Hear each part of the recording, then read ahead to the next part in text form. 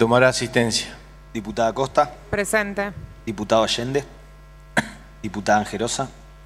Diputado Anguiano. Presente. Diputado Artusi. Presente. Diputado Báez. Presente. Diputado Bailo. Diputado Valer. Diputado Bisogni. Presente. Diputado Barrichón. Presente. Diputado Guzmán. Presente. Diputado Neteman. Presente. Diputado Koch. Presente. Diputado La Madrid. Presente. Diputada Lambert. Presente. Diputado Lara. Presente. Diputada Lena. Presente. Diputado Monge. Presente. Diputado Navarro. Presente. Diputado Zuna. Presente. Diputada Pros. Presente. Diputada Romero. Presente. Diputado Rotman. Presente. Diputado Ruberto. Presente. Diputado Sosa. Diputada Tacistro. Presente. Diputada Toller. Diputado Troncoso. Diputado Uribarri. Diputado Valenzuela. Diputado Vázquez. Presente. Diputada Viola. Presente. Diputado Vítor. Presente. Diputado Zavalo. Presente. Señor presidente, le informo que están presentes 33 señores diputados. Con la presencia de 33 señores diputados, queda abierta la 13ª sesión ordinaria del 137 periodo legislativo.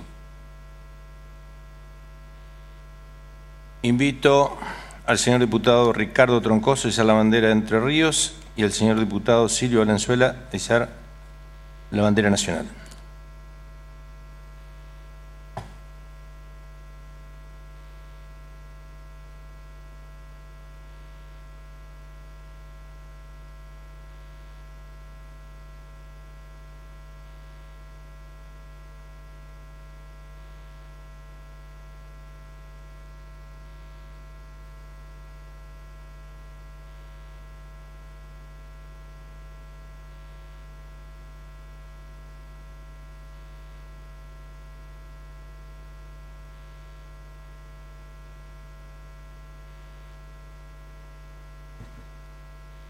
Por secretaría se dará lectura al acta de la 12ª sesión ordinaria. Tiene la palabra el diputado Bailo. Sí, señor presidente, para que si no hay moción en contraria se obvie su lectura y se dé por aprobado. Si hay asentimiento, así será aprobado. De acuerdo a lo establecido por el artículo 116 del reglamento, se encuentran en consideración de esta Cámara las versiones taquigráficas correspondientes a la 10ª sesión ordinaria del 137 periodo legislativo, realizada el 6 de julio y 11ª sesión ordinaria, realizada el 2 de agosto pasado. Si los señores diputados no formulan observaciones, se va a votar su aprobación. Aprobado. Por secretaría se dará lectura a los asuntos centrados. Y en la palabra el diputado Bailo. Sí, señor presidente, para mocionar la omisión de la lectura de las comunicaciones oficiales que queden reservadas en secretaría a disposición de los señores diputados, que las comunicaciones particulares se giren a sus antecedentes y los proyectos venidos en revisión de la Honorable Cámara de Senadores pasen a sus respectivas comisiones. Hay una moción del diputado Bailo. Los que estén por la afirmativa, háganlo saber. Aprobado. Proyectos de los señores diputados. Y en la palabra el diputado Bailo. Sí, señor presidente, solicito, según lo acordado en la reunión de la Comisión de Labor Parlamentaria, que también queden reservados en secretaría los proyectos de declaración identificados con los números de expediente 21.461, 21.463, 21.466, 21.477, 21.478, 21.479, 21.480, 21.481, 21.482, 21.483, 21.484, 21.485 y 21.486. Que el resto de los proyectos de resolución, de declaración y de ley se giren a sus respectivas comisiones. Tiene la palabra el diputado Neteman. Pido de la misma manera, señor presidente, No sé si el diputado Bailo incorporó alguno de los proyectos nuestros, me pareció escuchar un número de expediente, pero yo pido que queden reservados en Secretaría los proyectos de declaración identificados con los expedientes 21.477, 21.478, 21.490, 21.491, 21.492 y 21.493. Hay dos propuestas formuladas por los diputados Bailo y el diputado Nettemann. Quienes estén por la afirmativa van a saber. Aprobado. Corresponde el ingreso de los proyectos no incluidos en los asuntos centrados. Tiene la palabra el diputado Bailo. Sí, solicito, señor presidente, se dé ingreso a los siguientes proyectos. Al expediente 21.500, un proyecto de declaración por el cual se declara el beneplácito por el destacado desempeño de la compañía Gualeya de Teatro Salida de Emergencia. Y el expediente 21.501, un proyecto de ley que modifica el artículo 4 de la ley número 10.433, que es la autorización para concretar operaciones de crédito público. También de la misma manera, solicito que se gire a la comisión, además de la comisión, primero el expediente número 21.239, que está en la Comisión de Legislación Agraria y del Trabajo, que también se gire a la Comisión de la Banca de la Mujer. Hay una moción del diputado Bailo. Tiene la palabra el diputado de la Madrid. Sí, señor presidente, para pedir también cambio de giro del proyecto 21.128, adhesión a la Ley Nacional de Energías Renovables, que sea solamente tratado en la Comisión de Comunicación, Energía, Transporte, Comercio y Asuntos Internacionales y no se tenga por girado en la Comisión de Legislación General, de acuerdo a lo ya hablado con la presidenta de la comisión.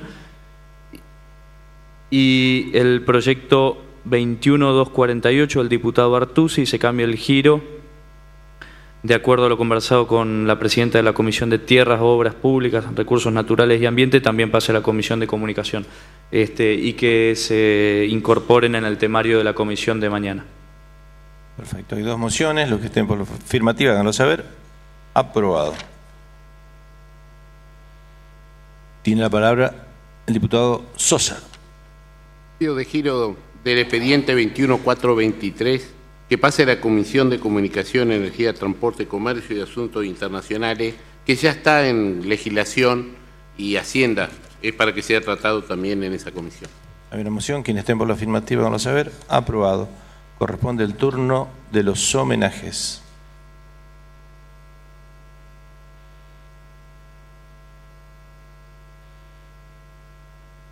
Sin ningún diputado. Corresponde el turno de las mociones de proferencia y sobre tablas. Se encuentra reservado el proyecto de ley bajo número de expediente 21.501, por el cual se modifica el artículo 4 de la ley número 10.433, autorización para concretar operaciones de crédito público. Tiene la palabra el diputado Bailo.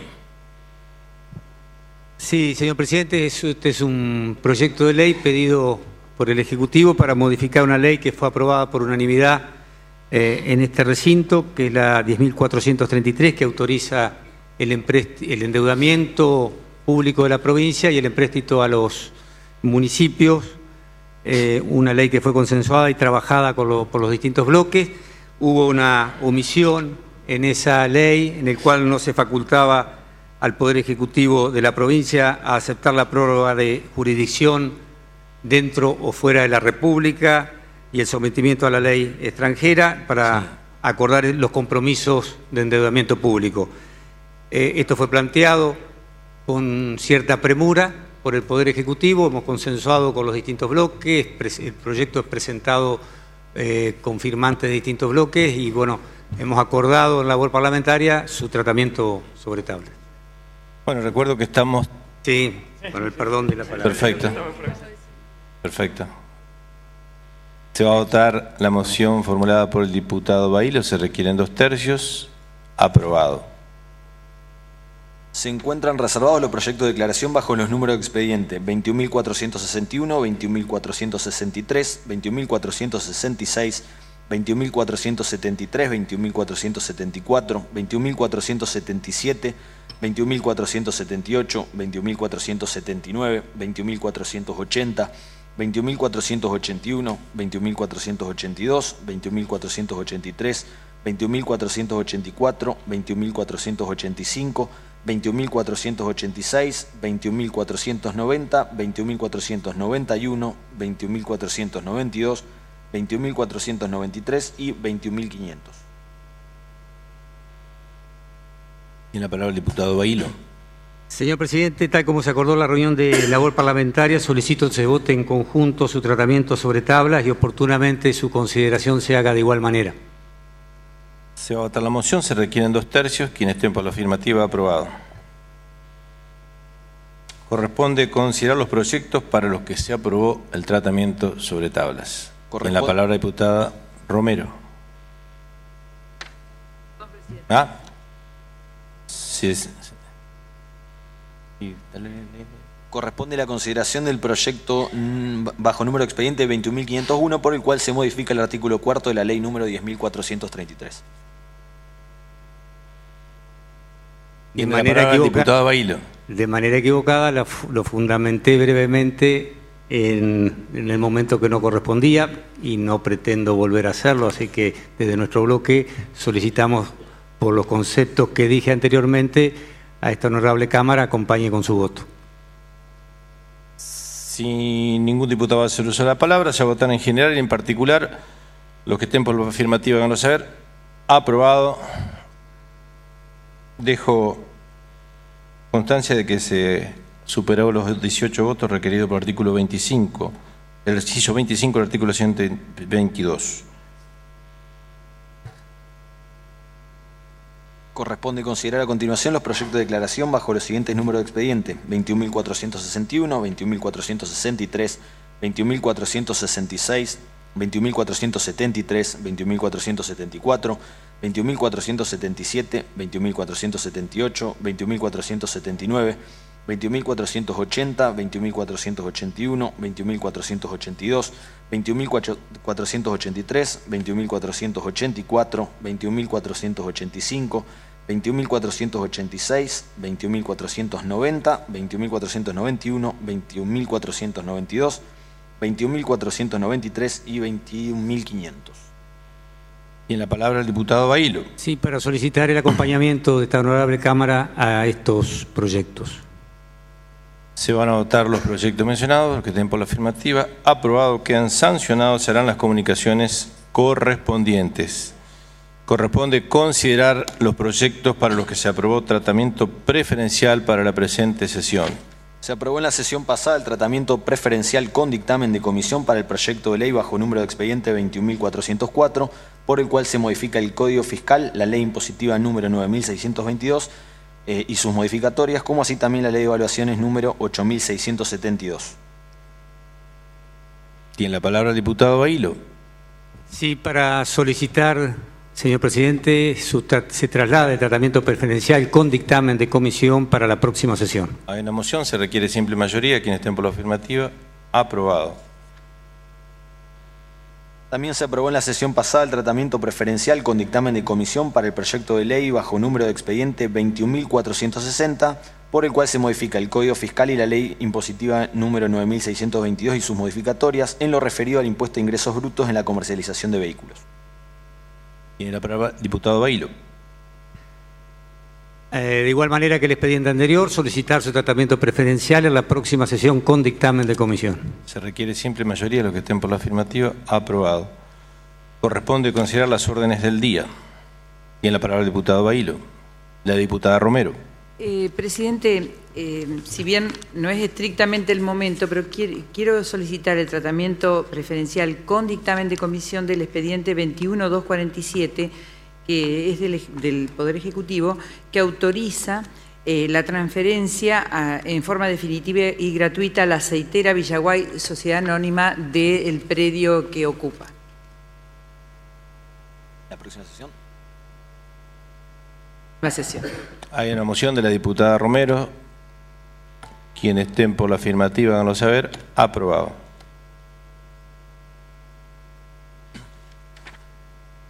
Corresponde considerar dentro del orden del día el dictamen de la Comisión de Legislación General en el proyecto de ley bajo número de expediente 21.310, por el cual se deroga la ley provincial número 3.896. Tiene la palabra el diputado Bailo. Sí, señor presidente, para mocionar, de acuerdo a lo informado por la diputada Lambert, que se ha firmado un convenio de cooperación con la Dirección Nacional de Vialidad en el tema que interesaba este expediente, por lo cual solicito vuelva a comisión. Hay una moción. Quienes estén por la afirmativa, háganlo saber. Aprobado. Se gira a comisión. Corresponde considerar los dictámenes de la Comisión de Asuntos Constitucionales, Juicio Político y Peticiones, Poderes y Reglamento en el expediente administrativo número 1295, pedido de juicio político para un vocal del Superior Tribunal de Justicia. Tiene la palabra el diputado Lara. Bueno, como es de público conocimiento, en fecha 5 de julio del corriente año ingresó a esta honorable Cámara una denuncia de juicio político promovida por un grupo de dirigentes políticos de la provincia de Entre Ríos, el doctor Alacino, el doctor Maya, el doctor Bertet, Aníbal Vergara, Sergio Paz, Domingo Daniel Rossi y Carlos Reggiardo. Los mismos promueven, como decía, formal denuncia por juicio político contra uno de los vocales del Superior Tribunal de Justicia, el doctor Carlos Alberto Chiaradía. En primer lugar, me parece importante destacar que el instituto del juicio político, previsto en los artículos 138 y siguientes de nuestra Constitución reformada de 2008, tiene de por sí un carácter excepcionalísimo. Y solo procede, señor presidente, cuando acontecen dos y solamente dos causales que están expresas y taxativamente previstas en la Constitución de la provincia: el mal desempeño y la incapacidad física o mental sobreviniente que evidencie la falta de idoneidad en el cargo. Vale aclarar también que estas dos causales fueron precisamente incorporadas en la reforma por el constituyente del año 2008, porque en la Constitución del 33 no estaban previstas, independientemente de que hubo una larga construcción doctrinaria y parlamentaria que las abordó, pero creo que ese vacío legislativo lo cubrió la Constitución de 2008, que hoy obviamente no nos rige. Pero me parece que lo que es importante destacar, presidente, es que en virtud de ese carácter excepcionalísimo que tiene este instituto, nosotros como legisladores y más aún los diputados, como Cámara de Diputados, no solamente tenemos que abordar una denuncia con la seriedad obvia que esto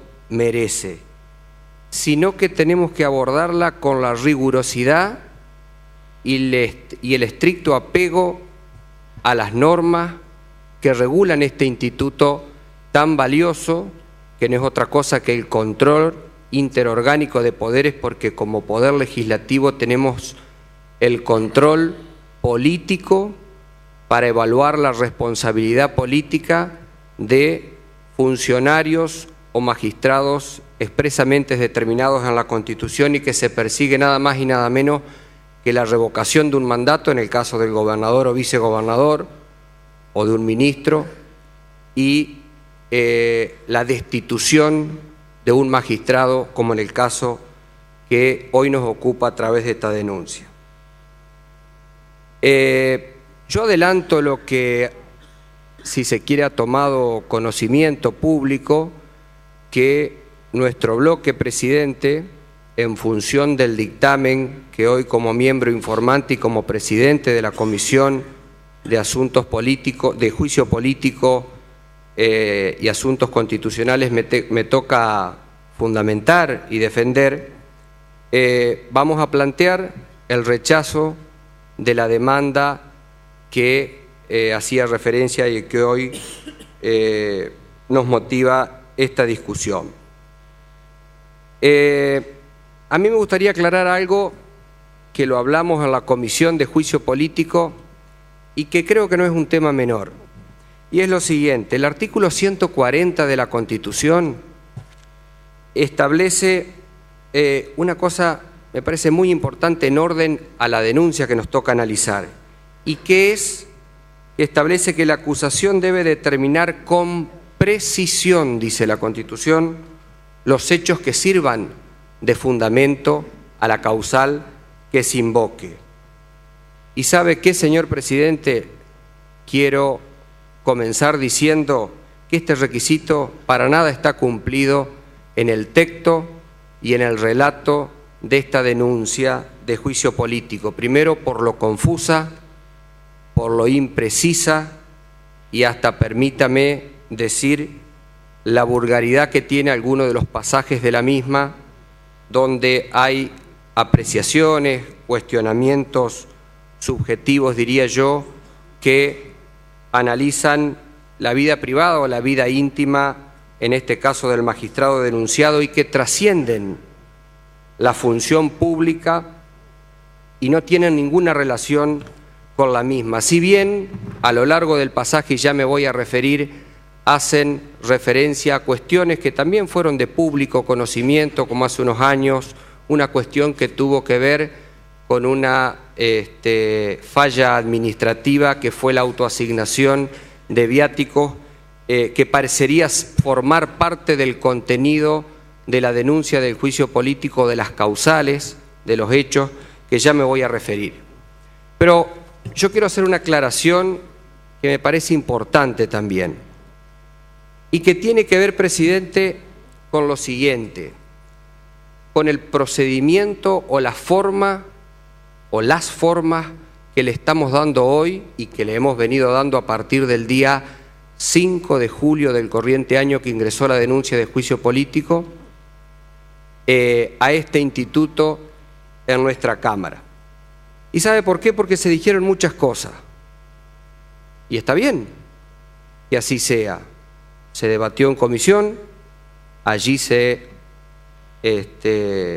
virtieron varias opiniones, intercambiamos cuestiones, a nuestro entender, muchas de ellas erradas, que seguramente aquí se irán a decir cuando los colegas legisladores le toque fundar el otro dictamen, pero que también se trasladaron en los medios, seguramente o tal vez, y esto corre por mi cuenta, con alguna intencionalidad de los denunciantes de trasladar una denuncia al ámbito mediático y público y no persiguiendo el fin que en definitiva posee, que es que el seno de ambas cámaras, porque si nos toca ser cámara acusadora, siguiendo adelante con el procedimiento, y el Senado constituido en corte, buscar establecer la responsabilidad política de uno de los más altos magistrados del Poder Judicial de la provincia de Entre Ríos. Tres cosas que me parece importante destacar y aclarar en cuanto al procedimiento. La primera, se dijo en comisión y también se ventiló por ahí, que el juicio político no está reglamentado en la provincia de Entre Ríos, es decir, no tiene una ley que reglamente los artículos que establece la Constitución y que marca el procedimiento. Y es cierto, no tenemos una ley que regule el juicio político, lo cual me parece que tenemos que recoger este desafío, y que si bien ha habido proyectos legislativos que no llegaron a transformarse en ley, creo que es una cuestión pendiente, y en lo personal me comprometo, ya lo hemos estado hablando, incluso acá con la doctora Rosario Romero, que vamos a trabajar y de nuestro bloque para avanzar en esto. Recuerde usted que esto hasta fue motivo de judicializarse un pedido de juicio político, un trame de juicio político aquí que hubo contra el gobernador Montiel cuando su abogado defensor, hoy senador provincial, llevó a la justicia a través de un amparo cuestionando que el procedimiento debía caer de juicio político porque no estaba reglamentado, y la justicia obviamente receptó la doctrina de la Suprema Corte de Justicia estableciendo que no eran cuestiones judiciables y que no podía inmiscuirse en otro poder del Estado con sus facultades propias la justicia. Si bien después el exgobernador terminó desistiendo de ese amparo. Pero entonces, vale aclarar, no tenemos procedimiento establecido sí en la Constitución, y es perfectamente válido porque son normas constitucionales de naturaleza operativa, es decir, las mismas por sí mismas pueden llevar adelante un procedimiento sin que exista una ley que lo reglamente, aunque la misma pueda existir.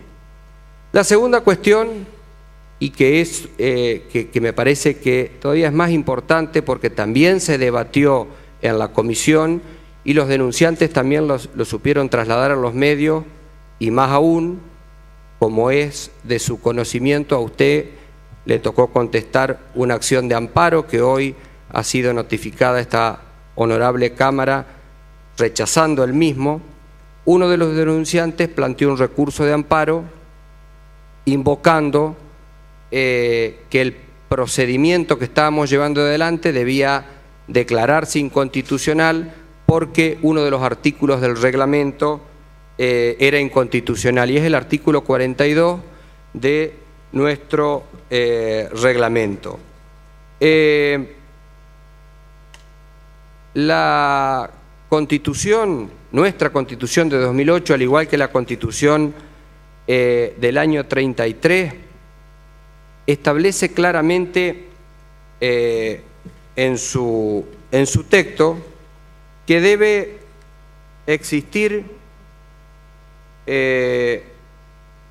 permítame leerlo, el artículo 141 dice: presentada la denuncia, pasará sin más trámite a la comisión de investigación, que nombrará la Cámara de Diputados en su primera sesión ordinaria, no pudiendo facultar al presidente para que la nombre.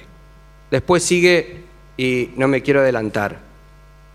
Lo que se cuestiona con ese amparo, y se cuestionó también en el debate en comisión, es precisamente lo siguiente. Se argumenta que la Comisión de Asuntos Constitucionales y Juicio Político que conformamos y que emitimos, en este caso más de un dictamen, porque hubo dictámenes por minoría, no tiene esa competencia que expresamente establece la Constitución, es decir, que tiene que haber una comisión de investigación especial que no es o que no debe ser esta comisión que, de acuerdo al reglamento y de acuerdo a la voluntad de la mayoría de este recinto, se votó y se conformó.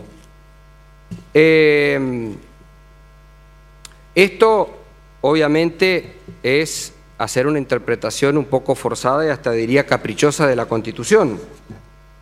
Como usted sabe, tenemos un reglamento aprobado por la mayoría parlamentaria, el mismo por el principio de la continuidad del Estado tiene absoluta vigencia, está hecho por resolución de la Cámara, y el reglamento establece las comisiones,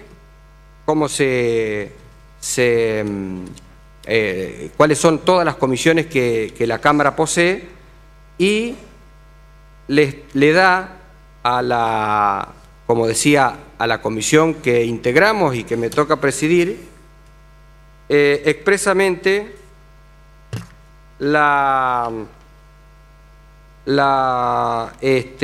competencia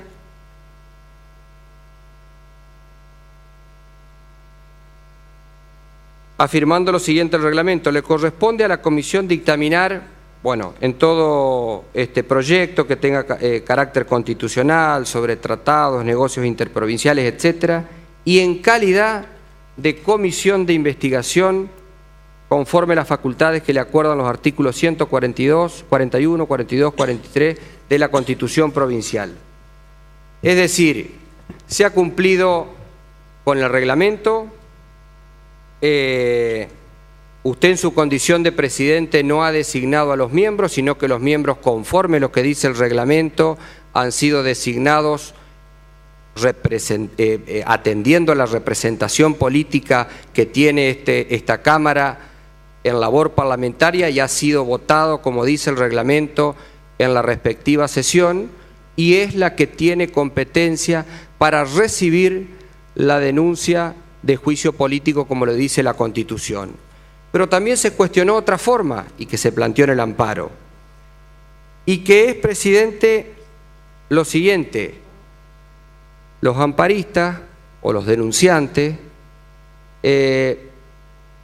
argumentaron que no había ingresado a la sesión posterior a la presentación de la denuncia del juicio político, que fue en la mañana del día 5 de julio de este año, como orden del día la denuncia, y que después debió ser girada a comisión, no a esta comisión, dicen ellos, sino a esa comisión especial que siguen insistiendo que debe existir y que, como dije, está cumplido el mandato constitucional por nuestro reglamento. Y la Secretaría de esta Cámara cumplió tal cual como dice la Constitución. La Constitución dice: ingresado el pedido de juicio político, debe sin más trámite ser girado a la comisión de investigación. Esta expresión sin más trámite es precisamente eso: no debe ingresar como cualquier asunto entrado a la sesión posterior. El espíritu del constituyente en esto no es una disposición caprichosa de la Constitución, es precisamente entender que si estamos ante la presencia de una denuncia que pone en funcionamiento un instituto, uno de los más importantes de la Constitución para controlar los otros poderes del Estado y determinar la responsabilidad política de los sujetos a juicio político, debe girarlo sin más trámite y evitar una próxima sesión que puede haber estado convocada al mes, a los 15 días, a los 20 días, o puede caer la sesión y nunca entrar el pedido de juicio político. Por lo tanto, la Secretaría de la Cámara, el mismo 5 de julio y en esa misma mañana, fue girada, como obra en el expediente administrativo que hoy analizamos, a la Comisión de Asuntos Constitucionales y Juicio Político, y no entró en el orden del día, que fíjese usted que fue justamente el día 5 de julio sesionó esta legislatura, esta Cámara, pero no fue necesario que ingrese en el orden del día porque ya había sido girada cumpliendo con ese mandato constitucional. Y la otra cuestión que se planteó, señor presidente, es si nosotros podemos formular un rechazo in limine del pedido de juicio político. Usted sabe que rechazo in limine en el derecho procesal, en la teoría general del proceso, es un rechazo sin más trámite. Es decir, no es necesario ninguna diligencia posterior para rechazarlo. Y como yo dije, no está regulado el juicio político, no está regulado el rechazo in limine, pero tampoco la Constitución lo prohíbe. Y si nosotros no tenemos una ley que reglamente el juicio político, es lógico que en forma analógica, ante ese vacío, apliquemos la teoría general del proceso y podamos, ante una denuncia que ya voy a permitir analizarla, que no tiene ningún asidero desde lo formal ni desde lo sustancial, por la mayoría de la comisión que integramos, porque no nos olvidemos que este es un órgano colegiado que en pleno y en el funcionamiento de cada una de las comisiones opera las mayorías que para eso existen, y por mayoría resolvimos el dictamen que es el rechazo in limine, lo que no quiere decir que sea un rechazo sin estar munido de los respectivos fundamentos que voy a darlo. Yo puedo darle ejemplo de la sobrada jurisprudencia, por así llamarlo, que esta Cámara, a lo largo de la historia, pero me quiero remitir a los últimos años, porque si no serían muchos pedidos de juicio político para analizar, ha habido rechazos in limine. Mire, señor presidente, en el año 95, rechazo in limine un pedido también contra el vocal Queradía. En el año 2006, contra el ex gobernador Jorge Busti. En el año 2007, contra el actual miembro, el doctor Emilio Castrillón. En el 2011, que me tocó ser legislador en la gestión pasada, me acuerdo que hicimos un dictamen junto con la doctora Rosario Romero de rechazo in limine, un pedido de juicio político por quien era presidenta del Superior Tribunal, la doctora Pañeda. En el 2013, cuando usted era gobernador, contra usted y el ministro Val. Es decir, la práctica legislativa así lo ha receptado, esto de que, no caprichosamente, sino que cuando no existen los mínimos presupuestos formales y sustanciales, puede operar un rechazo in limine. ¿Y sabe qué?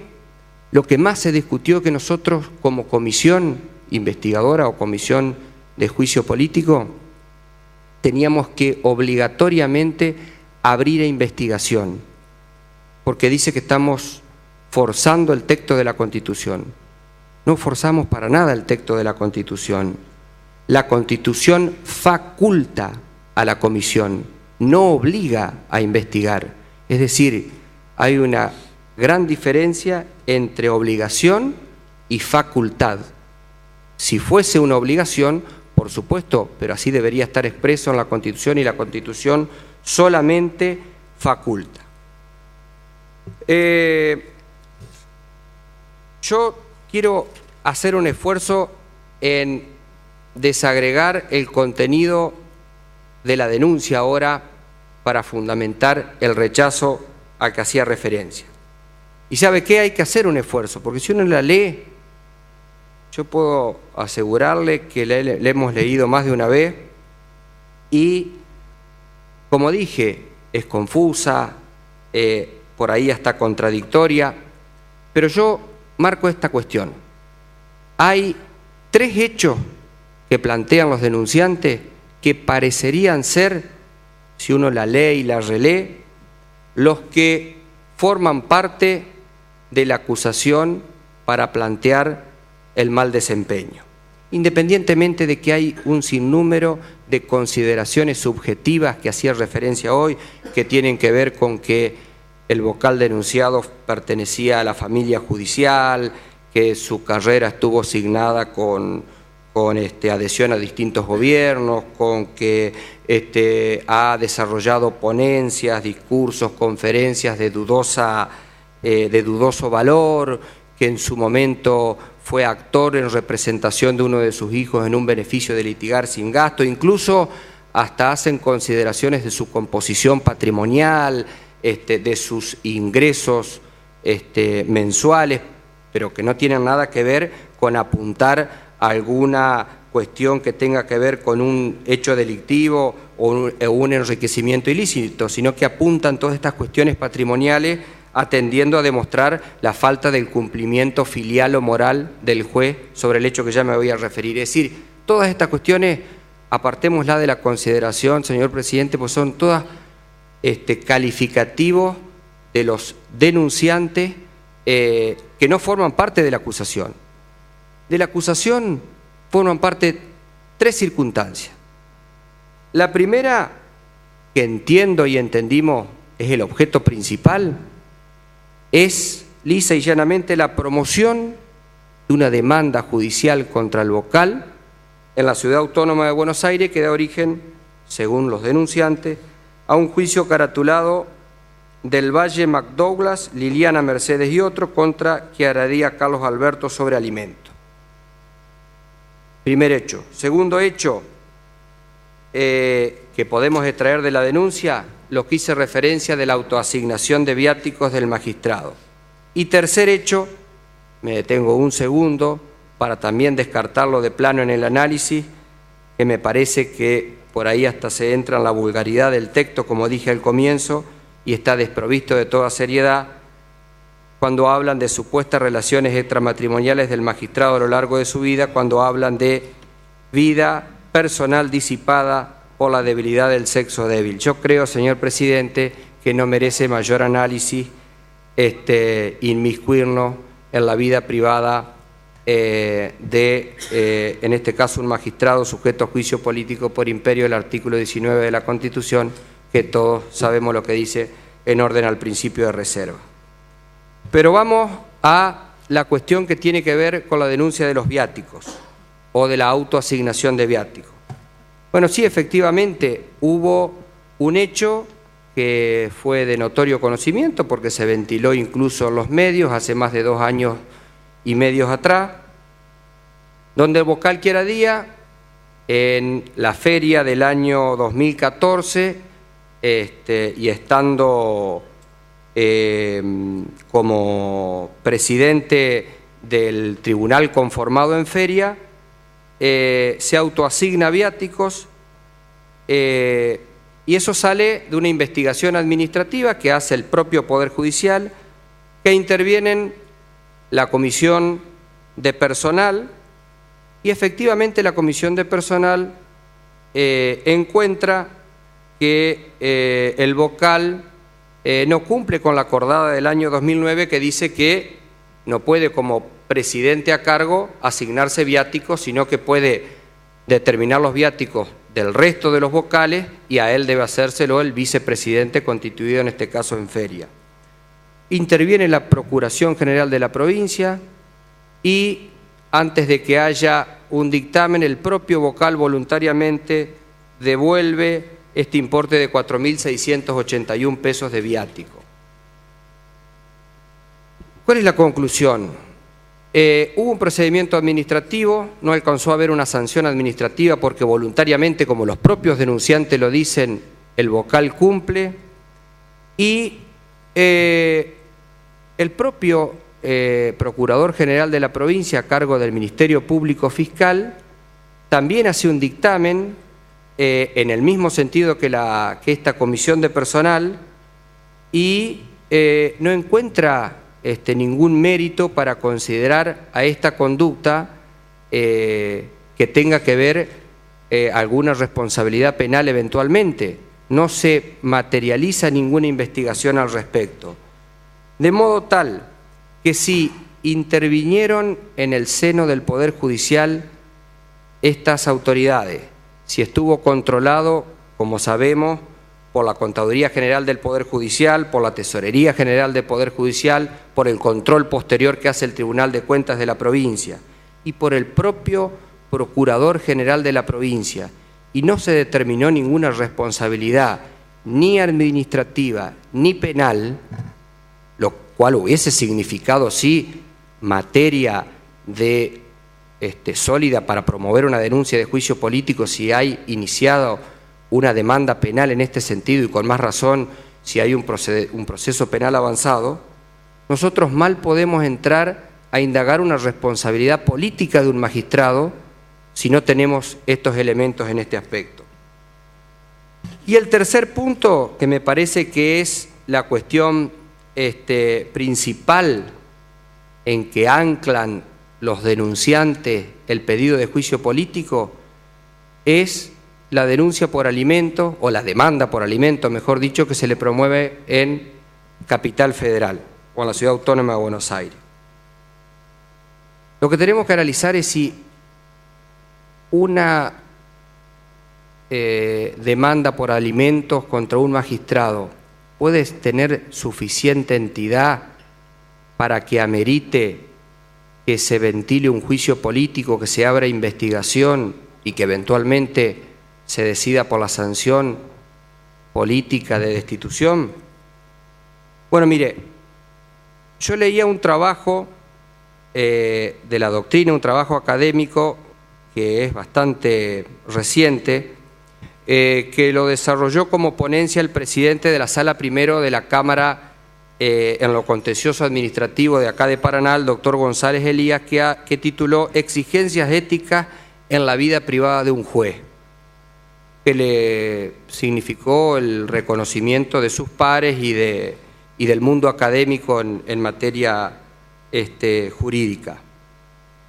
Y González Elías hace una diferenciación que tiene que ver con lo que estamos hablando, obviamente, y traza una distinción en dos campos. El ámbito privado social de un magistrado y el ámbito privado íntimo de un magistrado. Dicho en otras palabras, una cosa es la vida privada del magistrado, presidente, y otra, las acciones privadas que tienen trascendencia social. Es indudable que todas las acusaciones que se apuntan acá contra el vocal están relacionadas, presidente, con la vida íntima y de relación, así como la demanda de alimentos también. Demanda de alimentos que tiene un resultado incierto, porque ni sabemos todavía si hay un fallo condenatorio, si hay una conciliación entre las partes, etc. Es decir, estas cuestiones, presidente, forman parte de la vida privada del magistrado y son cuestiones que, más allá que tuvieron trascendencia mediática, porque de hecho la han tenido todos estos días, forman parte del ámbito privado y no tienen la trascendencia social que se exige para evaluar la conducta de un magistrado. Como dije, otra cosa hubiese sido si hubiese habido un juicio de alimentos con una sentencia firme, con una sentencia incumplida y que lleve a que tenga una posterior denuncia penal por ejemplo, incumplimiento de los deberes de asistencia familiar. Es decir, estaríamos en presencia de otra situación que ameritaría que pongamos a revisar en ese caso la conducta. Yo leía los antecedentes que tiene el jury de enjuiciamiento en el orden nacional, presidente, y me quedaba con dos casos que me parecen importantes. Hubo, dentro de las destituciones que ha habido a través del jury de enjuiciamiento, se ha sentado doctrina, y hay dos casos que yo diría paradigmáticos que tuvieron mucha repercusión. Uno es el caso del juez Brusa, recordará, juez federal de la ciudad de Santa Fe, que se lo destituye, pero no se lo destituye porque en sí tuvo un accidente con la lancha y lo pasó por encima una persona de apellido Pedernera. Es decir, no se lo enjuicia por ese hecho, se lo enjuicia por todas las consecuencias gravosas y repugnantes a cualquier tipo de análisis de naturaleza ética, que fueron obstaculizar la investigación, requerir a los preventores que distorsionen la misma, no excusarse oportunamente.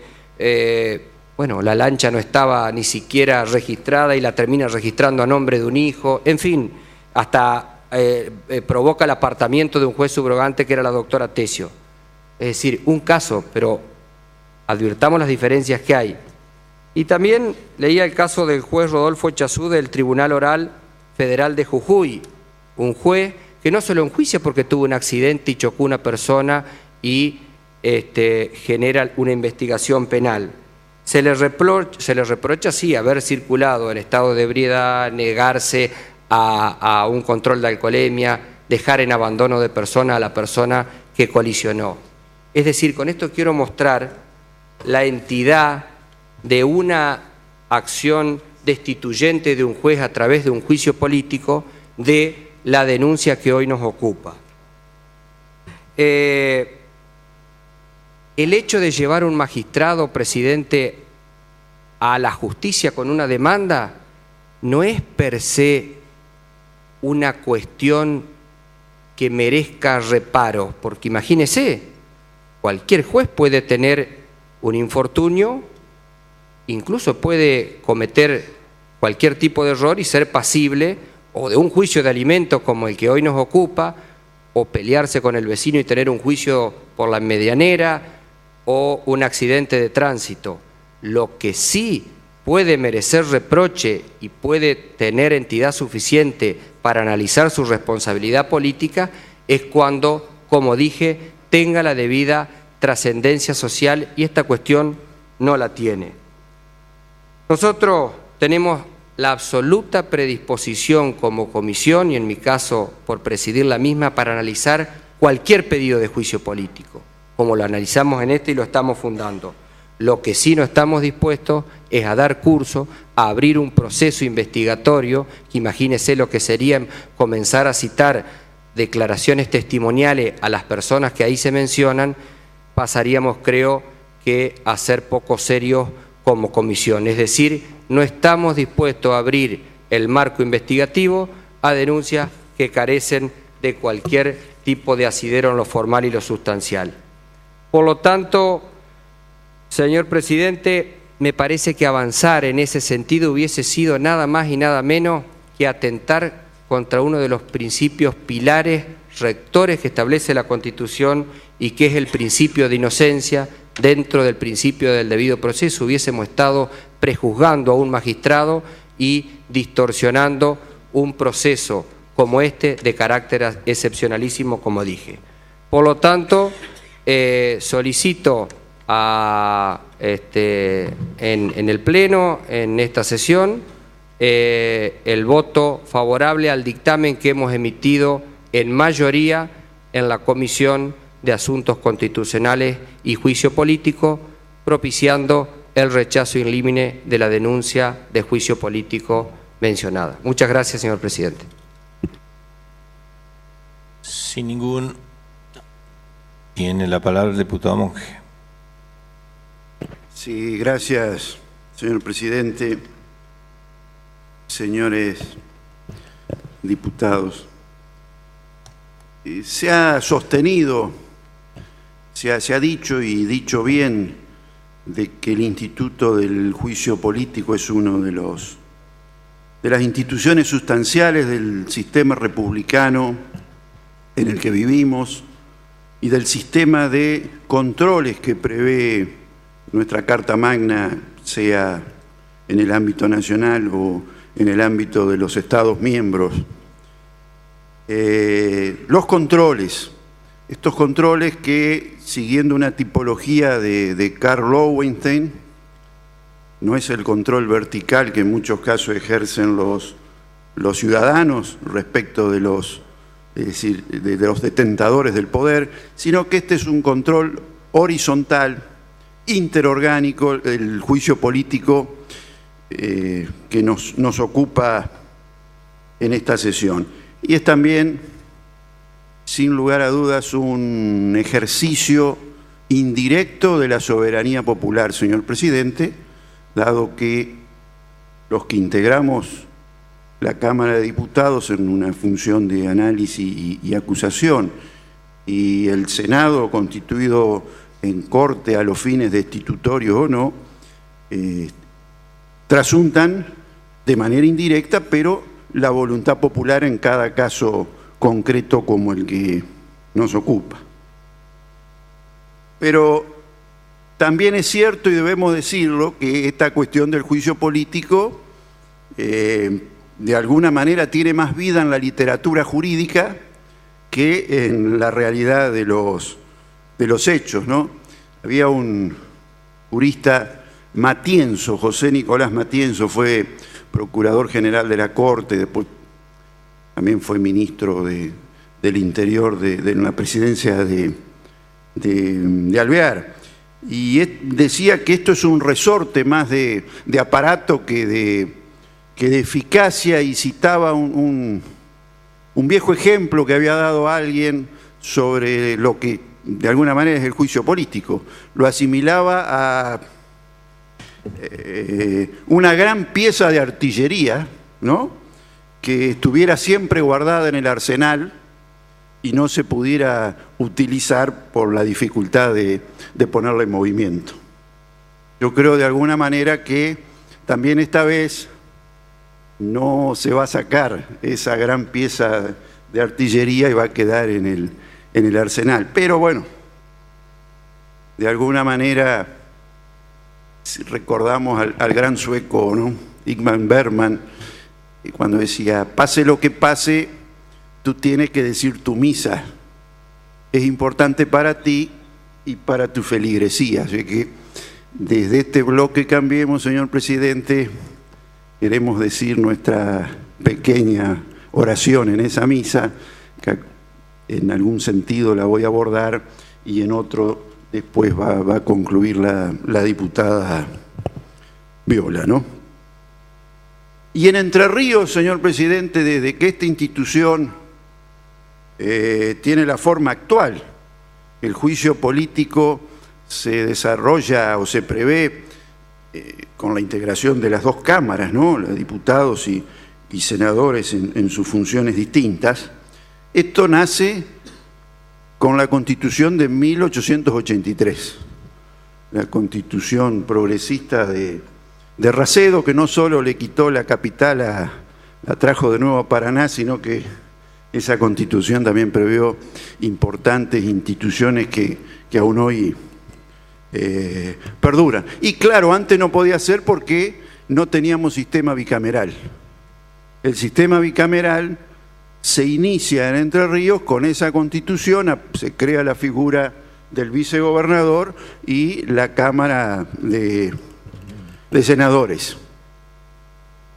Y en la historia de la provincia de Entre Ríos, si hacemos referencia a quienes hoy son pasibles del juicio político, esto es gobernador, vice, ministros, bueno, el defensor del pueblo no existía en esas épocas, y los miembros del Superior Tribunal de Justicia, hubo un solo caso en la práctica que pudo ese gran cañón de artillería dispararse, y fue a fines del siglo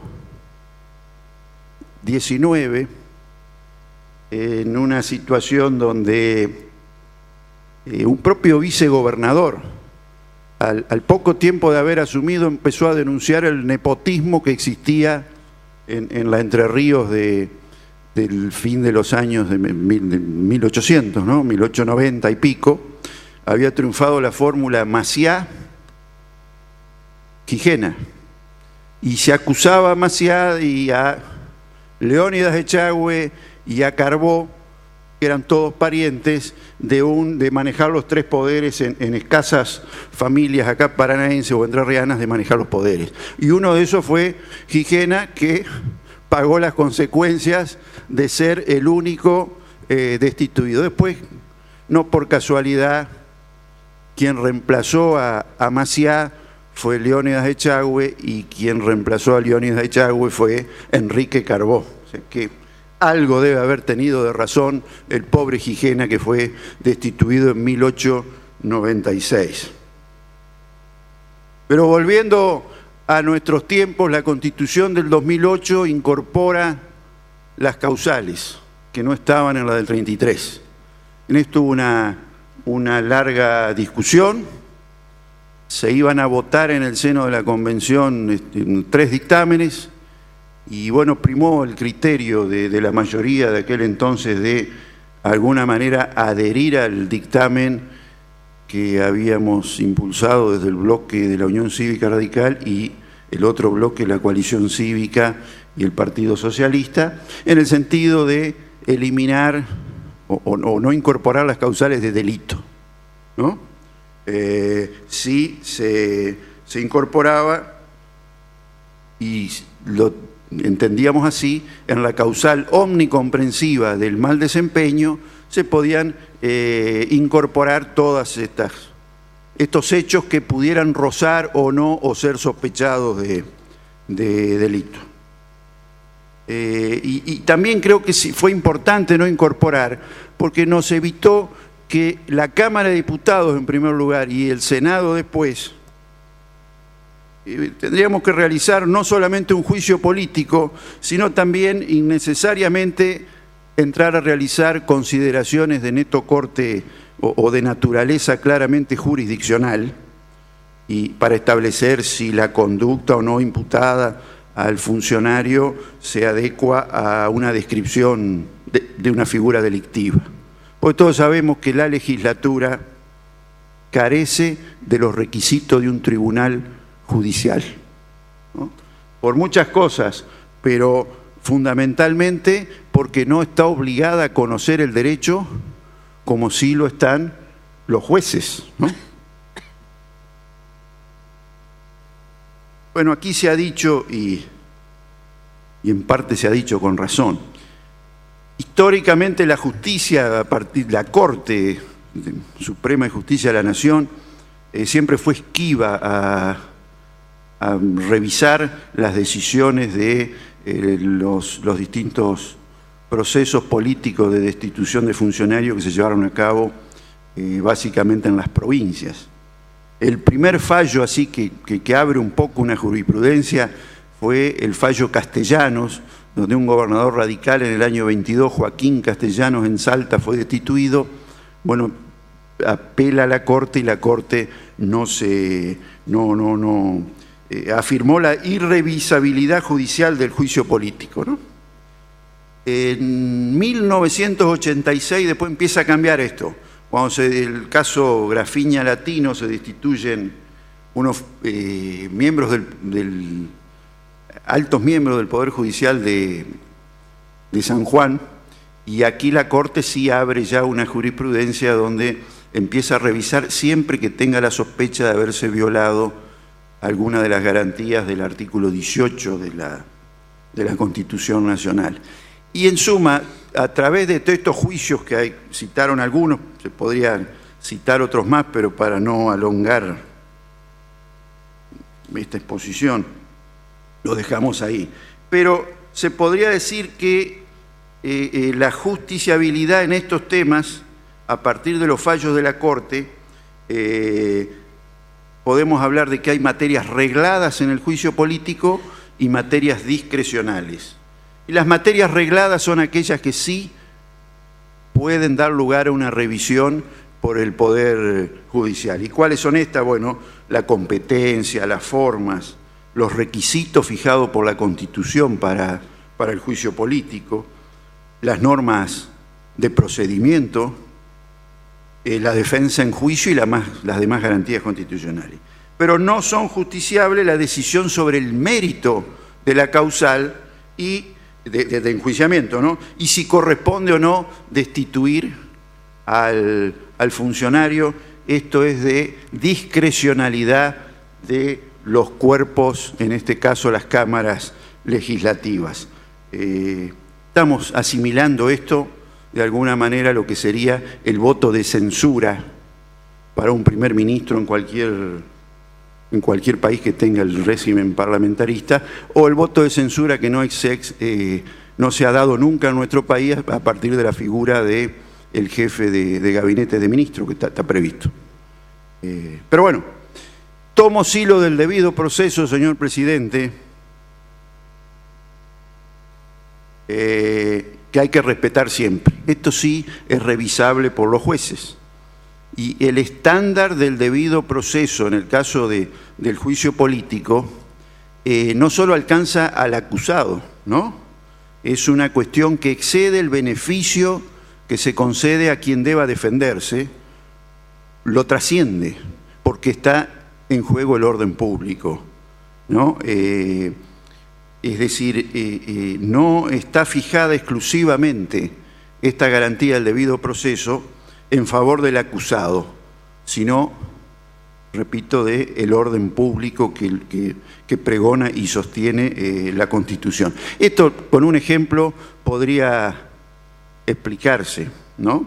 La garantía del juez imparcial, de la imparcialidad de los jueces, integra la garantía del debido proceso, pero no están en favor exclusivo del imputado. De manera tal que si hubiera un juez parcial que lejos de perjudicarlo beneficiaría al imputado, esto también es contrario al sistema, porque lo que se busca es la imparcialidad, integra lo del debido proceso. Digo esto para decir que nosotros también debemos respetar el debido proceso en favor de la Constitución, no solamente en favor del encartado o el acusado de que se trate, que debe tener la garantía del debido proceso, pero también nosotros debemos cumplir con lo que entendemos la Constitución marca como debido proceso en materia de juicios políticos. Y aquí vamos a hacer alguna consideración de cómo llegamos a la regulación constitucional en esta materia.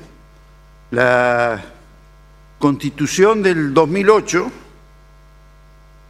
en materia de juicio político y en lo que refiere a la Cámara de Diputados, a la Cámara acusatoria, tiene ligerísimas incorporaciones de texto.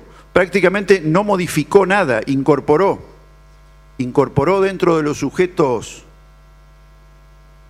pasibles al defensor del pueblo, porque lo creó, incorporó las causales que no se encontraban previstas y dispuso la prohibición de las recusaciones. Después, en lo que tenga que ver con la Cámara de Diputados, es exactamente igual la Constitución actual a el antecedente de la Constitución de 1933. Es decir, ninguna de las dos constituciones prevén el rechazo in limine en este caso, ¿no? Y aquí se ha dicho que como no está prohibido, está permitido, pero esa regla no existe, no puede tenerse en cuenta en materia de la actividad del Estado. La actividad del Estado es una materia reglada, ¿no? Es decir, no podemos, eso se puede prevaler un ciudadano, es decir, lo que no está prohibido está permitido porque la libertad se establece en forma negativa, prohibiendo, ¿no? Se prohíbe esto, el resto se permite. No es así, entendemos en nuestra humilde opinión en estos casos. Que no esté prohibido no quiere decir que esté permitido el rechazo in limine, ¿no? Entonces, ¿cuál fue el proceso de juicio político de las 5 constituciones entrerrianas, si descartamos el Estatuto Provisional de 1822, ¿no? Tuvimos 5 constituciones. La de 1860 no viene al caso, porque no había Senado y no, era muy rudimentaria en este aspecto. Pero las de las otras 4, que lo regulan también de manera muy parecida, señor presidente, en muchos aspectos. Y fíjese que no por casualidad son 9 los artículos que dedica cada una de las últimas 4 constituciones de los entrerrianos vinculadas al juicio político en lo que hace a la Cámara de Diputados. 9 artículos. Pero las del 33 y la del 2008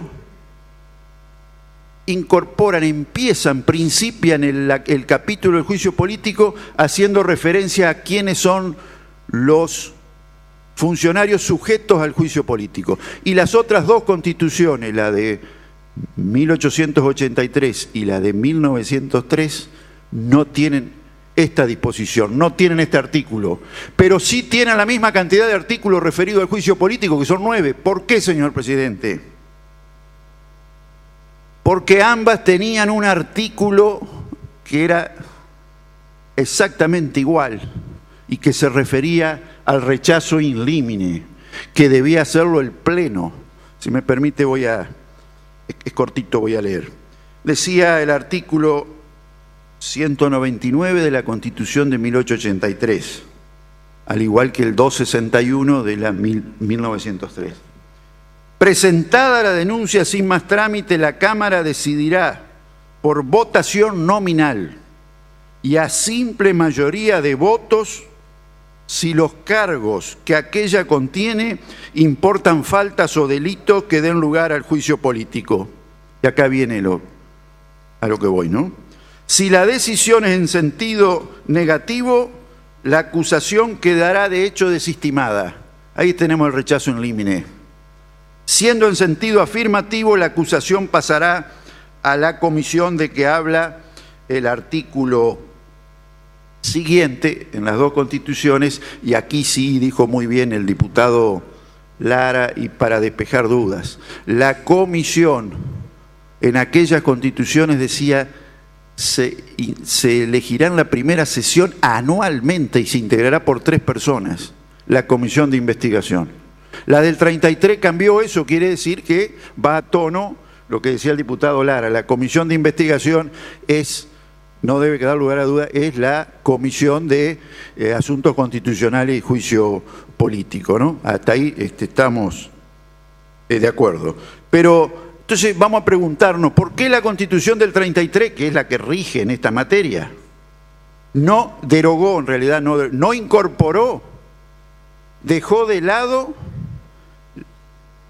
la posibilidad del rechazo in limine que estaba en las otras, desde el inicio del juicio político en Entre Ríos estaba el artículo que establecía el rechazo in limine? La Constitución del 33 lo dejó de lado. Quiere decir que lo que buscaba la Constitución del 33, que es la que nos rige en esta materia, porque no ha habido modificación, es que la Cámara investigue. Y no es facultativo. El artículo 141, que habla de la comisión, dice, dicha comisión tendrá, no dice podrá, tendrá por objeto investigar la verdad de los hechos en que se funda la acusación, teniendo para ese efecto las más amplias facultades, ¿no? Y aquí debemos decir que investigar, ¿qué es investigar? Es indagar, es comprobar, de alguna manera es un sinónimo de prueba. Por eso, señor presidente, nuestra posición, sin abrir juicio, y yo no voy a repetir porque creo que lo que no podemos hacer, por lo menos desde este bloque y en lo personal, a esta altura, abdicar de la responsabilidad con que creemos haber manejado estos temas que son delicados, ¿no es cierto? Yo no voy a repetir las imputaciones. Hemos presentado, como él dijo, algún juicio político alguna vez. Lo hemos hecho absolutamente en otro estilo, en un estilo totalmente diferente de el escrito que motiva que hoy estemos sentados acá hablando de este tema. Con razón en nuestro criterio, con no razón en otros, pero hemos tratado de guardar el estilo que nos parece corresponder. Entonces, yo no voy a repetir las imputaciones, porque no sé si son ciertas también. Entonces, lo que nosotros postulamos es cumplir desde el punto de vista procesal con lo que dice este capítulo, el capítulo 8 de la Constitución, y investigar. Y después resolver, porque también lo que se ha dicho acá, sí, hay jurisprudencia, hay bibliotecas de ambos lados respecto a la vida privada, y no hay jueces que se han destituido en la provincia y en el orden nacional por tener deudas con tarjetas de crédito. Aquí en Entre Ríos hemos destituido, una manera de decir, ¿no? Yo citaba los otros días con relación al Tribunal de Cuentas, se destituyó no por juicio político, pero sí por el jurado de enjuiciamiento a un vocal, cambiándole en el medio la acusación, y por haberse ido 5 días de la provincia sin estar autorizado. Es decir, cada uno valorará las cosas que ha mencionado el diputado Lara y que algunos otros pueden haber leído de la presentación efectuada, y hará un ejercicio de comparación, de sopesar los hechos en un caso con los hechos también de la destitución, por ejemplo, del doctor Morel. Y en ese sentido nosotros creemos que lo correcto es nuestra verdad, es nuestro pequeño sermón en esta misa, como decía Ingmar Bergman, ¿no? Creemos que debe hacerse lugar a alguna de las medidas de prueba y saber y despejar, porque si fuera todo inexacto, señor presidente, también nosotros debemos contribuir a despejar alguna mala imagen que se forma sobre las altas autoridades de la provincia de Entre Ríos, ¿no? Es decir, es como que siempre ha sido así, que los jueces deben tener algo más, alguna virtud más que no solo el común de los vecinos, incluso que el resto de los funcionarios que pueden ser objeto del juicio político, o de otro tipo de institución política, porque estos son periódicos. Un gobernador está 4 años, un ministro está hasta que cambie la opinión del titular del Poder Ejecutivo que lo nombra, pero los otros casos están con una inamovilidad, y también no concordamos con que la mala conducta no sea una causal. María Angélica Gelli, una constitucionalista, dice que en el caso de los jueces, la mala conducta es una causal autónoma de destitución. ¿Por qué? Porque el texto constitucional dice: durarán mientras dure su buena conducta. Es decir, acabada la buena conducta, la duración en el mandato debe interrumpirse. Entonces, con esos criterios, señor presidente, nosotros hemos presentado este dictamen aconsejando que se abra a prueba, que se despejen dudas, o si no, que se proceda como debe proceder. Y concluyo con alguna palabra que leí los otros días y la anoté porque siempre escucho el sereno juicio del doctor Raúl Barrandegui, y trabajamos mucho hay muchos pasajes de esta Constitución que tienen algún esfuerzo en común con el doctor Barrandegui, y leo esto y concluyo, señor presidente. Y dijo los otros días en unas declaraciones: un juez en cualquier instancia debe caracterizarse por la ejemplaridad de su comportamiento, porque el Estado le paga al juez un sueldo extremadamente suficiente para vivir con dignidad y exige, entre otras cosas, ejemplaridad. Tiene que haber conducta, carácter, conducta, trayectoria para que la ciudadanía pueda confiar. Nada más.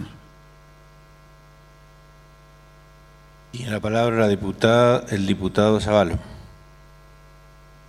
A fin de dar continuidad al tema que venimos tratando y fundamentando la posición de nuestro bloque, quiero abarcar 2 o 3 conceptos que creemos como determinantes para el análisis y el entendimiento de nuestra postura política al respecto.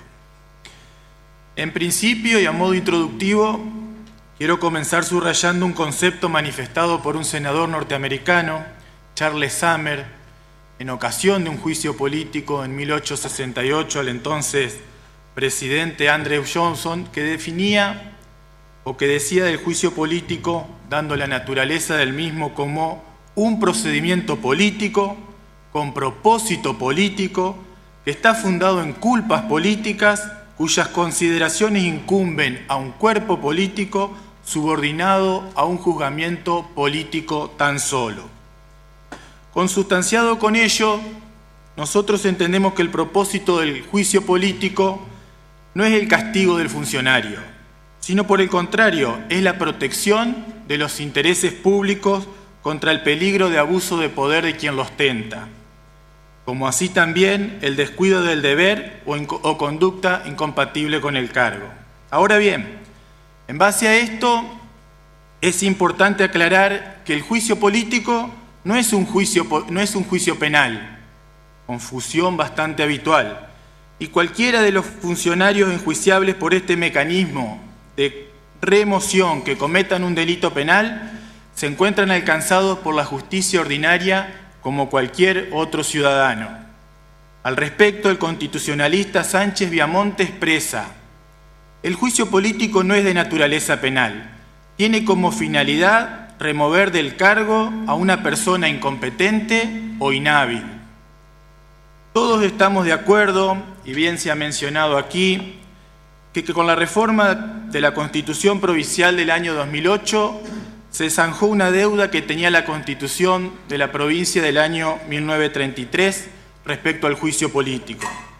Precisamente en el artículo 140 se enumera taxativamente las causales para el enjuiciamiento, que son el mal desempeño o la incapacidad física o mental sobreviniente, todo esto que evidencie falta de idoneidad para el cargo.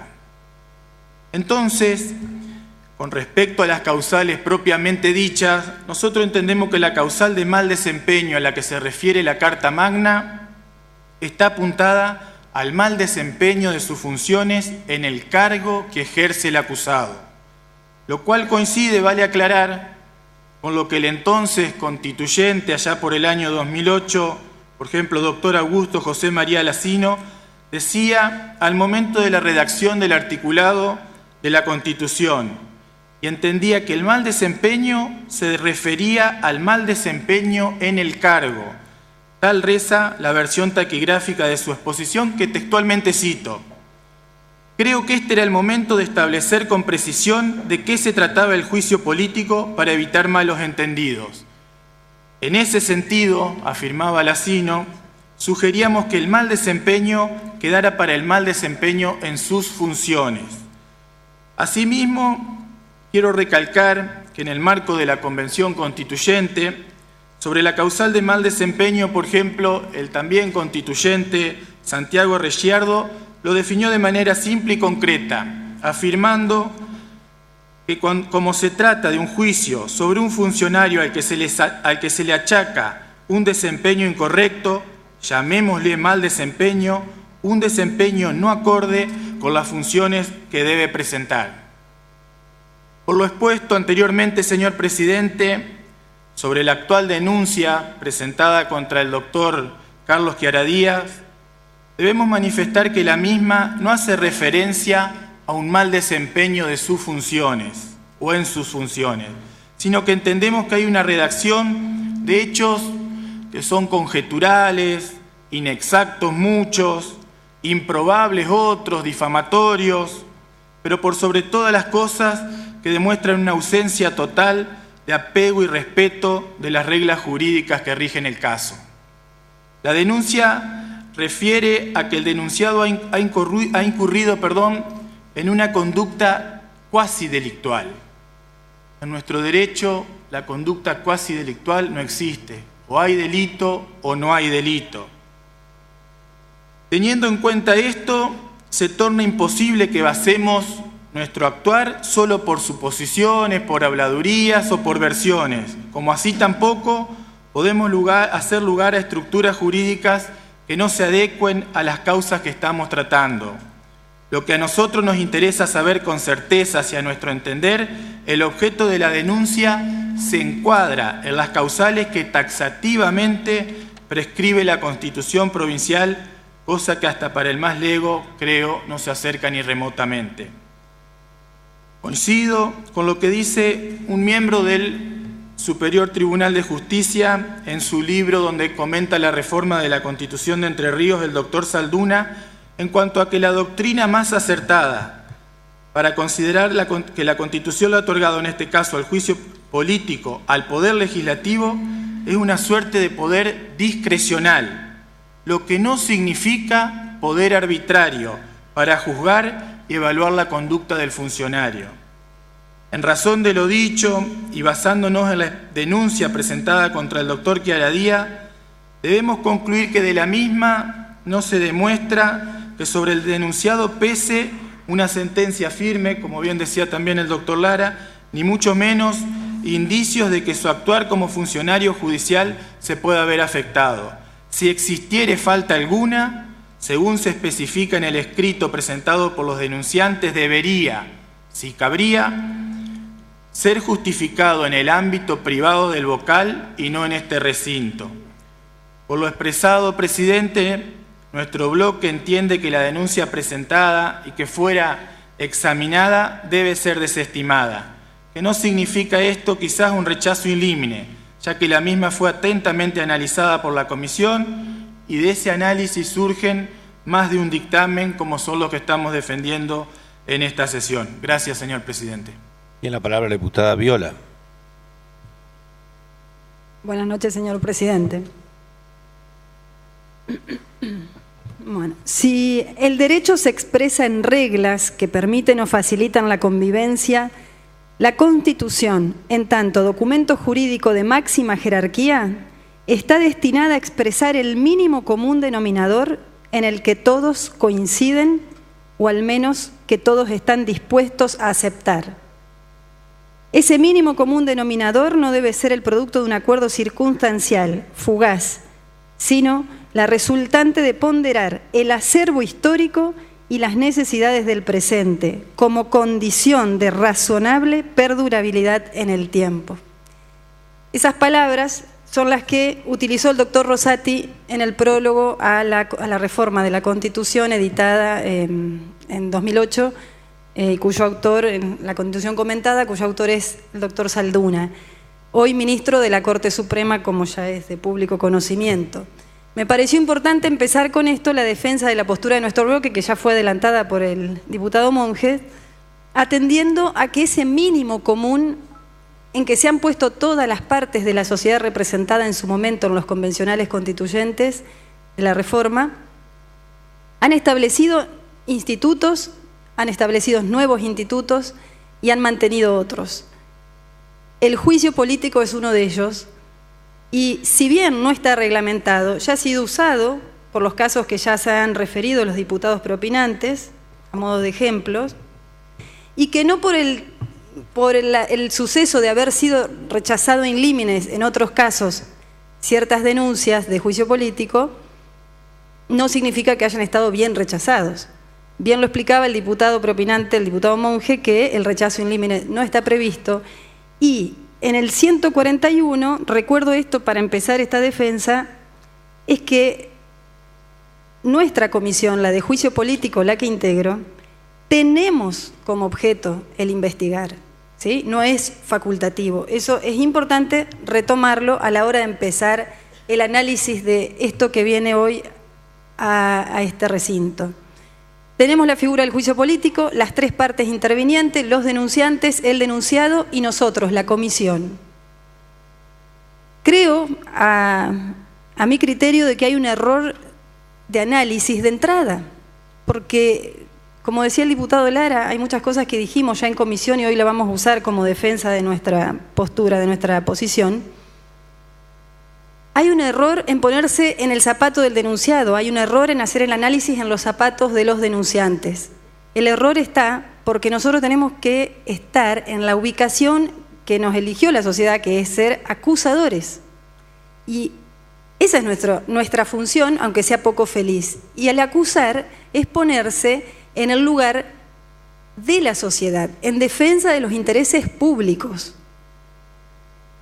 Que sea un magistrado justamente está previsto para estos casos y no nos tiene que preocupar. El magistrado, cuando asumió su cargo, sabía muy bien ante qué situación se expondría en el caso de mala conducta, mal desempeño de sus funciones. Y aclaro mala conducta o mal desempeño porque ya hay fallos sobrados en que asimila esta causal a la de mal desempeño. Es importante atender entonces que nosotros estamos en el papel de acusadores, pero sin adelantar criterio. Esa acusación, ¿en base a qué se debe hacer? En base a la investigación. Decía el diputado Lara, le voy a pedir permiso, señor presidente, para nombrarlos, porque son tres los diputados propinantes, para no generar confusión. Decía el diputado Lara, es un proceso excepcionalísimo, estamos de acuerdo. Los diputados debemos abordar esta denuncia con seriedad, estamos de acuerdo. Debemos tener estricto apego a las normas, estamos de acuerdo. Por eso no entendemos por qué estamos en esta dicotomía de no abrir la investigación. Si estamos de acuerdo en hacer estricto apego a las normas, de tener estricto apego, este estricto apego es investigar. ¿Cómo puede ser que el diputado Lara haya hecho una ilustración al resto de los diputados en este recinto sobre una actuación administrativa que desconozco, sobre el resultado de esa actuación administrativa que se le hiciera al magistrado acusado, que desconozco? No sé cómo pudo acceder el diputado o el bloque que acompañó esta postura, quizás no fue en lo personal. ¿Cómo se puede acceder si no hay una investigación? Yo no tengo acceso, por lo tanto me queda la duda si solo fue una noticia periodística la que obligó al magistrado a devolver esos supuestos recursos viáticos que se había autoasignado. Parte de la denuncia también aflora, en parte de la denuncia también aflora el uso de viáticos para fines personales, y eso es lo que preocupa, y eso es lo que la sociedad pregunta.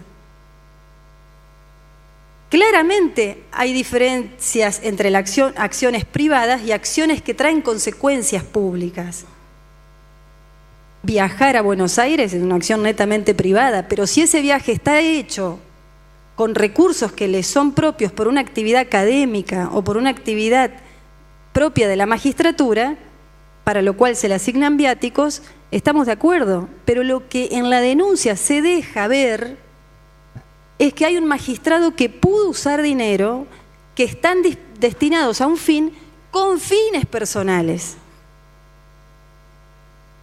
Con el doctor Chiara Díaz estuve una vez cuando tomó juramento, cuando empecé a ejercer mi profesión. Y esto lo aclaro porque no debemos estar involucrados ni con los denunciantes ni con el denunciado, porque no podríamos no podríamos ejercer claramente nuestra función. Y no adelanto con esto, y no hay ningún encono contra la persona. Lo único que quiere el bloque es investigar, porque la verdad que se dejó en tela de juicio justamente la dignidad de esta persona. Qué mejor que durante todo este proceso de investigación quede claramente definida si la denuncia es inconsistente o la denuncia algo de razón tenía. Sin adelantar criterio, digo, no queda otra que luego de una investigación saber esto. Los denunciantes aportan pruebas, piden informes para ver si de cada uno de esos viajes estaban originados en actividades propias de su función o no, y con qué dinero hacía esos viajes o con qué dinero generaba se ve claramente, digamos, en esta denuncia que el uso de fondos públicos podía haber sido destinado con fines privados. Eso es lo que preocupa y es lo que no se va a saber si en el caso se rechaza in limine este procedimiento.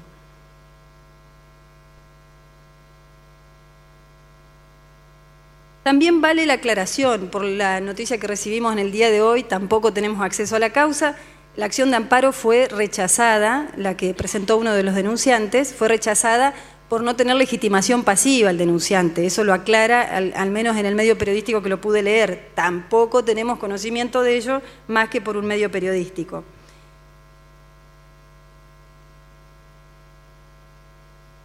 En muchos de los fallos y doctrina que el diputado Lara mencionara, está claro que en el criterio asumido por el Tribunal de Enjuiciamiento, cuando se resolvió la causa Brusa en el año 2000, justamente tuvo en cuenta ese fallo, que la separación del magistrado tenía que ver con todos los actos que iban en contra de los intereses públicos o que había riesgo u ofensa en el ejercicio del poder oficial.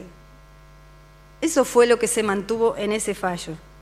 Y cita otros fallos en los que se respalda el mismo. O sea, estamos ante un magistrado que se está poniendo en tela de juicio su conducta. Justamente tan alto magistrado, su conducta que todos imaginamos imparte justicia desde ese lugar, está más visiblemente cuestionada frente a una denuncia de esta. Y nada mejor que se defina hacia un lado o hacia el otro, pero que se define a través de una investigación. Justamente en otra cosa que coincidimos con el diputado Lara es que esta división de poderes, en la cual se basa nuestro sistema republicano de gobierno, uno de ellos es, esta división permite el control intrapoderes. Es cierto, pero ¿qué control podemos ejercer si no tenemos acceso a la causa, no tenemos acceso a la prueba? Entonces queda nuevamente trunca esta posibilidad. Se dijo, se nos acusó dentro del bloque de ser autoritarios por no aceptar las mayorías en cuanto al voto. Todo lo contrario. justamente lo que queremos es la apertura de este procedimiento que tiene el primer paso dado, que es la denuncia, el segundo paso dado, sin más trámite, esa denuncia derivó en nuestra comisión, y el próximo paso es el que se encuentra trunco.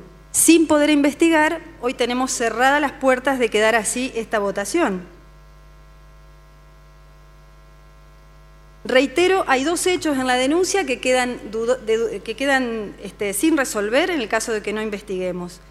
En el punto 5 de la misma, cuando relata los hechos, punto 5 de los hechos, habla justamente de la autoasignación de viáticos, y en el punto bajo el acápite comportamiento fraudulento, en el punto 4, menciona justamente lo de realizar bajo la excusa de compromisos universitarios, académicos, etcétera, viajes a título personal. Eso es lo que preocupa. Entonces, ¿qué derecho de defensa o defensa en juicio, como dice el dictamen de mayoría, se ve cercenado? ¿Qué principio de inocencia se ve cercenado? Como lo dice por escrito, no así en la defensa reciente del diputado Lara. Se habla de que se coarta el principio de inocencia y defensa en juicio. No se coarta. Justamente lo que se pretende es que eso sea explayado en una investigación, en el proceso que corresponde. Recién después de esa investigación tendremos los elementos adecuados para poder dictaminar a favor de la acusación o el rechazo de la misma, pero bajo un dictamen producto de una investigación. Esto no es otra cosa que darle seguridad a la sociedad y salvaguardar el instituto del juicio político. Para algo se mantuvo y con ese esquema en nuestra nueva Constitución.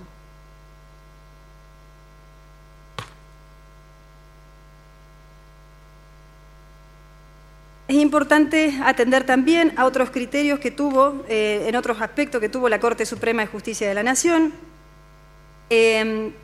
la discrecionalidad para llegar al descubrimiento de la verdad real en esta cuestión. Solamente en este procedimiento lo podemos hacer, no fuera de él. Aún cuando puedan agregarse nuevas causales a lo largo del proceso, siempre y cuando el acusado tenga derecho a defenderse. O sea, miren ustedes lo versátil que es el procedimiento, que dándole el derecho de defensa al imputado, puede aún incorporarse nuevas causales. Fíjense ustedes si lo llevamos al plano diario. Una mujer va a fiscalía y denuncia que su expareja no pasa alimento a sus hijos y el Estado le proporciona toda la estructura judicial para proceder a la investigación, que después puede caer en una falsa denuncia o en una denuncia que termina incorporando a esta persona a un juicio, a un juicio posterior. ¿Por qué el Estado sí pone a disposición de una denuncia que puede ser hecha con falta de precisión, hasta sin abogado, y no vamos en este tema a proteger justamente la investidura hoy de un miembro del Superior Tribunal? Proteger la investidura, no la persona que porta dicha investidura.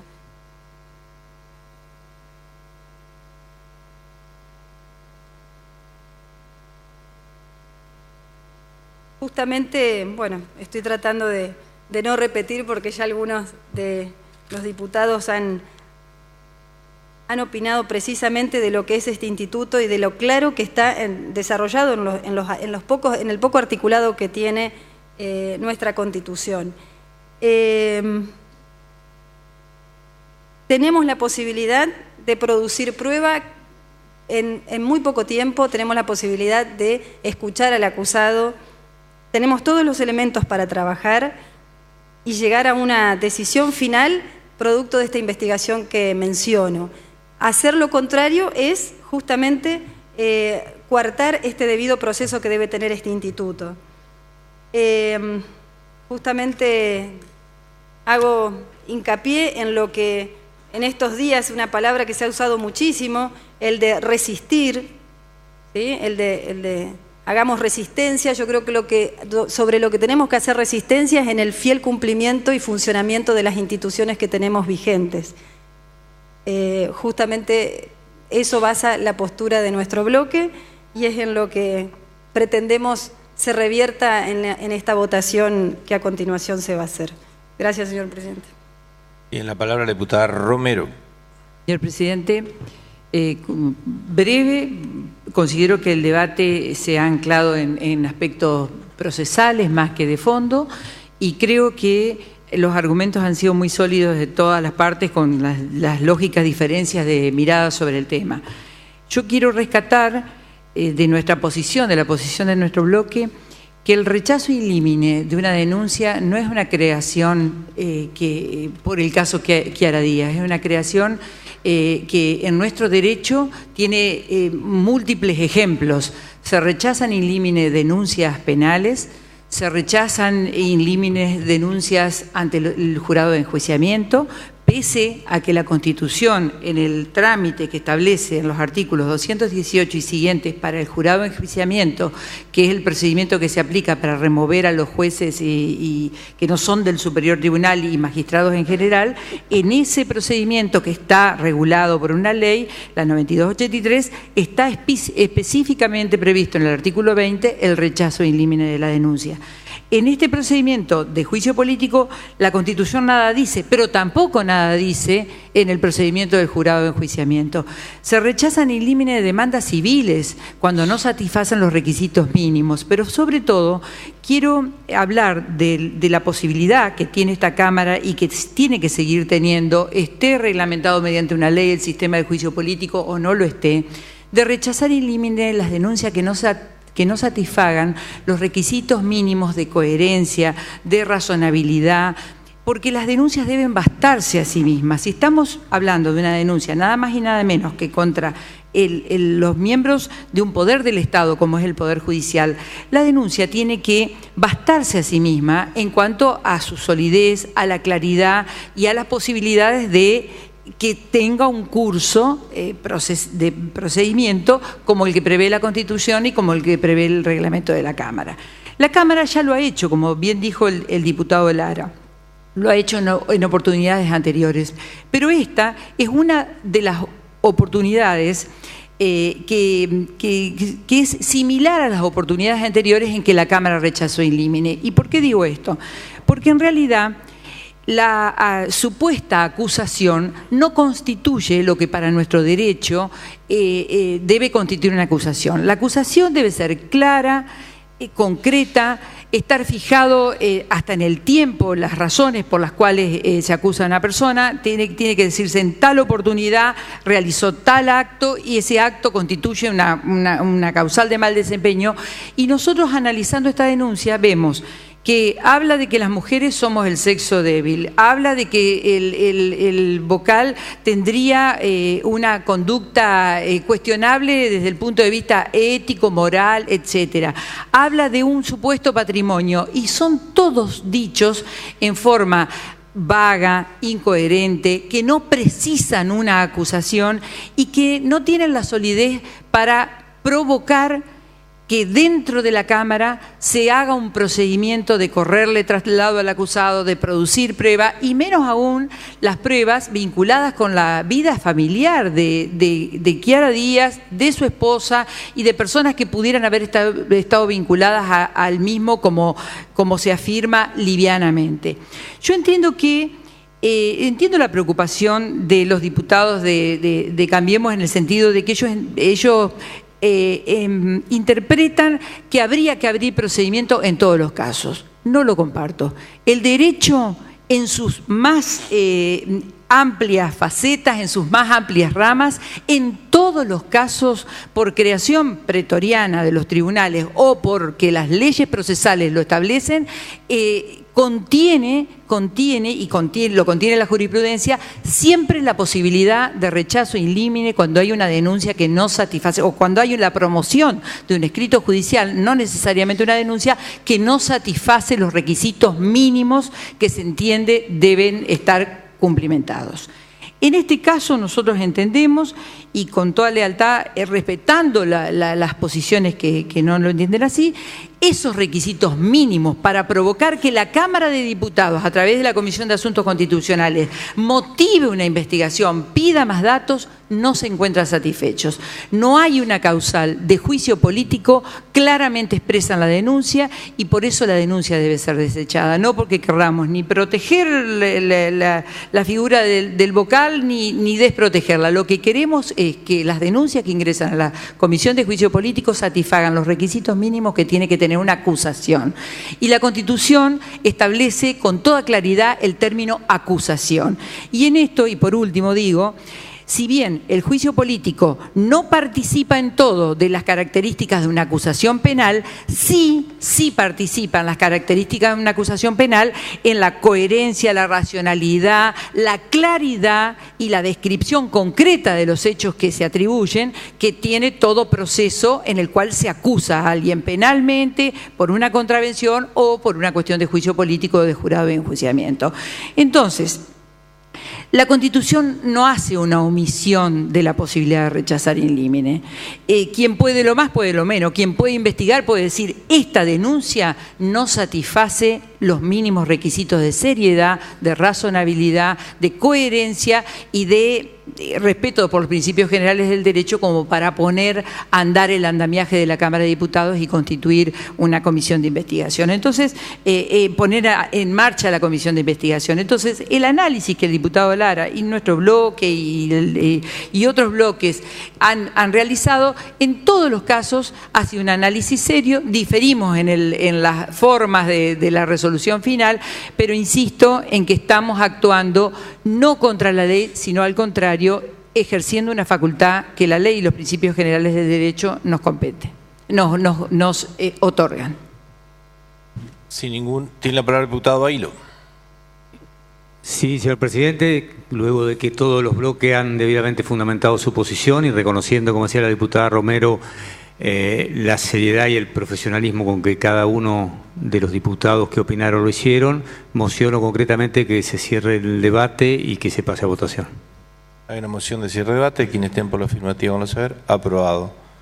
Se va a votar primero, en primer término, el dictamen de la mayoría. Quienes estén por la afirmativa, háganlo saber. Aprobado. En consecuencia, queda rechazado el pedido de juicio político y se harán las comunicaciones correspondientes. No habiendo más asuntos para tratar, queda levantada esta sesión.